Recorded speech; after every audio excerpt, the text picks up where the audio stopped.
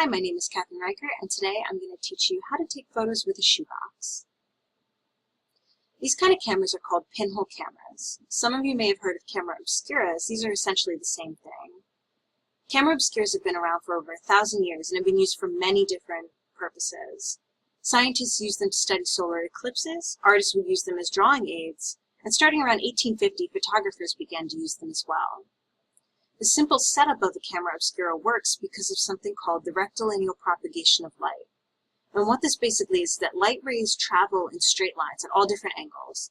The pinhole collects these light rays and it focuses them, projecting an inverted image onto the photo paper inside the camera. The behavior of the light actually leads to some very distinctive characteristics of pinhole photos. The light actually hits the center of the photographic paper before it hits the outsides, leading to that dark circle that you see around the center of the image, called a vignette. The impreciseness of the pinhole itself also gives the photo a very soft focus. There's not a whole lot of detail, which kind of is characteristic of that ethereal, atmospheric quality of photographs. They also exhibit a quality called infinite depth of field, and what that means is that things that are very far away in the photo have just as much detail as the things that are very close.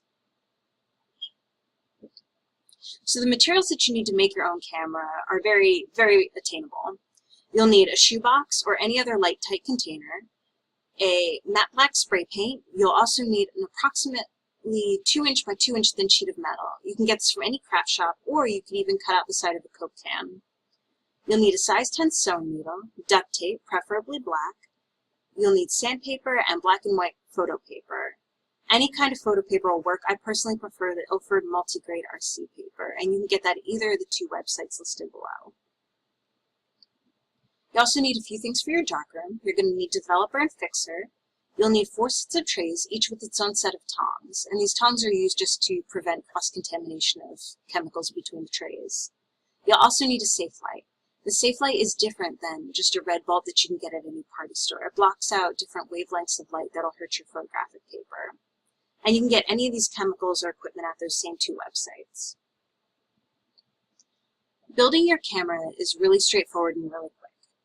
First, you're going to cut a 1-inch diameter hole into the side of the box.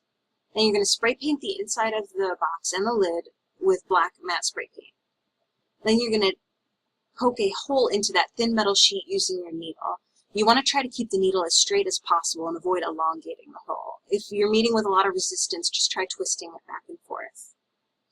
You want to make sure you sand off any burrs that are created around that hole, and then you want to tape the piece of metal into the inside of the camera. You want to line up the pinhole behind the hole in the container. Setting up your darkroom is fairly straightforward too. If you don't have access to an actual darkroom, that's all right. A lot of people actually use their bathrooms for this. You're going to set up the trays just like you see in the diagram below. Your first tray is going to be your developer. You mix 1 part of developer to 9 parts of water. How much that actually is depends on the size trays that you have. But a good rule of thumb to follow is to make sure that there's about 1/2 inch of liquid at the bottom of the tray. Your second tray is going to be your stop bath, and that's just plain water.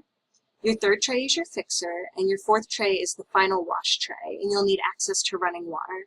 A lot of people put this 4th tray in their bathtubs underneath the faucet and just leave a trickle of water going. So you're ready to load your camera, and at this point you want to make sure any overhead lights are off and any light coming in from under the door is blocked, and you'll want your safe light to be on. Again, it's important that you never open your box of photo paper under ambient light.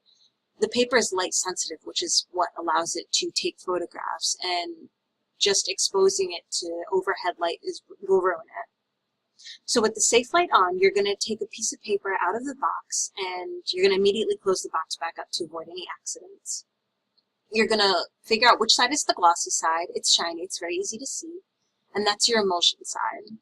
You're going to put it into the camera on the opposite side of the pinhole, with the glossy side facing the pinhole.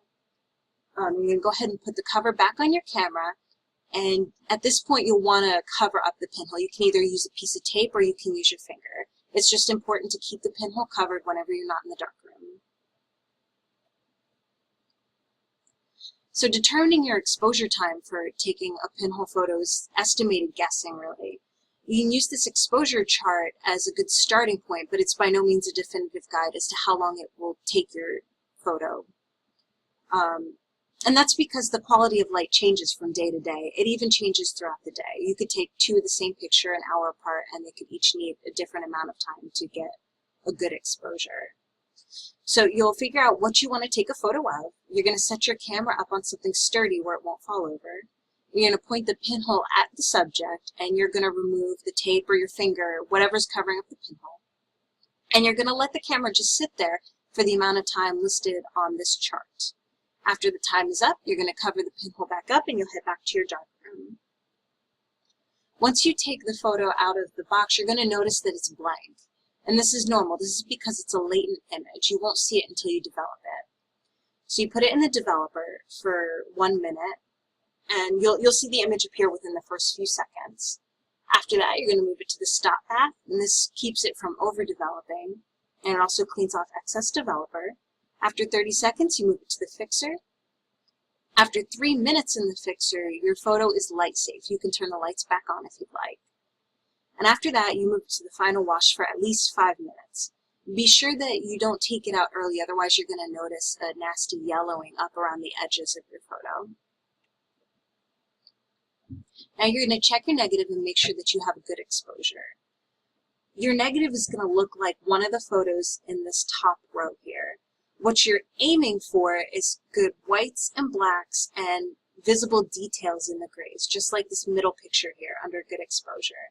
If yours looks more like the one on the left, underexposed, that means that the picture is actually dark and you'll need to leave the camera out for a little bit longer. Conversely, if it looks more like the right, it's overexposed and it needs less time. And you can see the bottom row, the positives, is what each of these negatives would look like as a real print.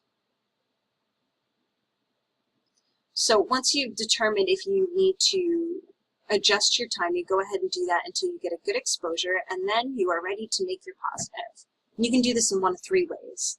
The simplest, quickest way is to use your phone to take a picture of your negative and open that picture up in a photo editing app like PS Express and use their invert filter.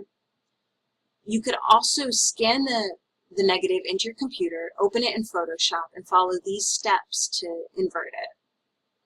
First, you go to Image along the top row, and you look for Mode and then Grayscale.